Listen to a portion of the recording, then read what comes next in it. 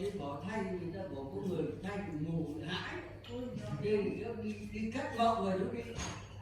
đấy. Trước thì không trước cắt ngọn thì hết cắt ngọn một bên thì không nhìn rõ gì thế nhưng người ta bảo đi thay như cả đi chứ gì bỏ có nhờ người